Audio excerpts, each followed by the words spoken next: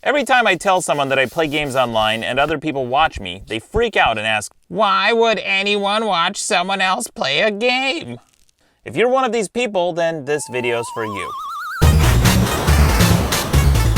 The reason people watch others play video games is because people like to watch other people do things, and playing video games is no different. When non-gamers hear this, they're baffled by this fact. I don't get that. To me, watching another person play video games is like going to a restaurant and having someone eat your food for you. Just if you like them, play them. One of the top video game players is a guy named PewDiePie. He reportedly makes $4 million a year. We watch other people play sports, we watch other people cook, we watch them drive, we watch them eat, go to court, and even watch other people talk. Watching a talk show is literally just watching people have a chat. These are all things we could do ourselves, and yet we still end up watching other people do them. Except when people hear about gaming, they turn into amateur stand-up comics and point out the unoriginal observation that video games are something we can do ourselves. Yeah, no shit, but so is just about everything we watch other people do on TV. I've even heard people talk about how much they like watching other people play poker, and in the same breath, talk about how they don't get why people watch others play video games. So in keeping with the TV analogy, here are the reasons people watch other people play video games. First, some people are better at it than you. Chess is a great example of something we can all do ourselves, but we sometimes watch others play it because they're the best in the world.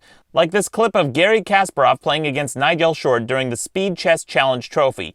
Some of the most popular online streamers take part in events like Awesome Games Done Quick because sometimes they're the best players in the world. Everyone can play Tetris. Very few people can play Tetris like this. Looking good.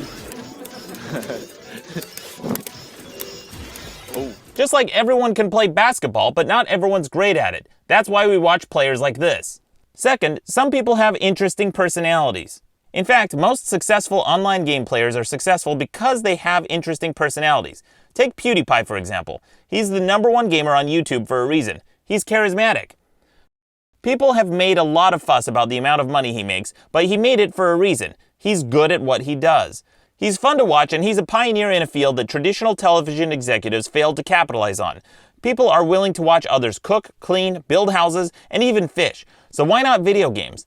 The only reason video game shows took off on YouTube is because most executives aren't gamers and didn't have the foresight to think that people would want to watch others playing games online. They were wrong.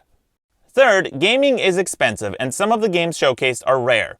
If you buy a game system like the PS4, that'll set you back $400. Plus, you need a TV to play on, so that's another $800 or so. Then you need the games, which will set you back about $60 each. That quickly adds up and becomes cost prohibitive for many people to own a lot of games. And even if you can rent them, older games aren't always available for you to play. Other games are really rare, like this game I streamed called Jumping Flash 2 that came out over 20 years ago. Or this one called Guardian Heroes, which originally came out in 1996 in Japan. It's selling for around $250 on eBay. I picked up a copy for about $50 and can still stream it for anyone interested in seeing it. And by the way, this game is cool as shit. You're welcome. And finally, it's a lot of work. Streaming games online takes a lot of time to set up. First, you need a really fast computer, a solid internet connection, enough hard drive space to store gigs of video, and you pretty much need at least 2 monitors to stream, otherwise it's even more difficult. Then you need to launch the browser, launch the screen capturing app, set up your camera source, launch the chat window, test the chat window, set up your audio source, test the audio source, set up notifications on your channel, then launch the game and set up the capture. After you buy it, install it, and set the game up.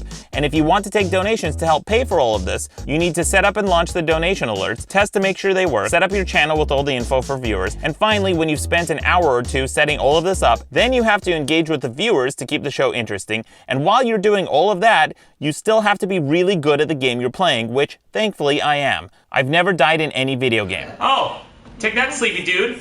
Did you suck my dick, you piece of shit? That's what you do as a pro gamer. That's what pro gamers do.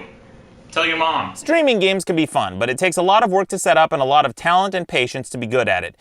But serious question right now. I'm curious how many people in this chat room are not bitches.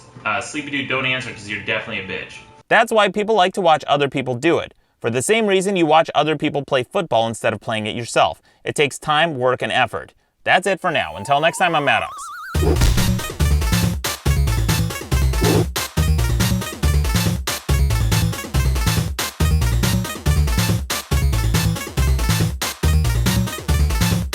But why would anyone watch someone else play a game?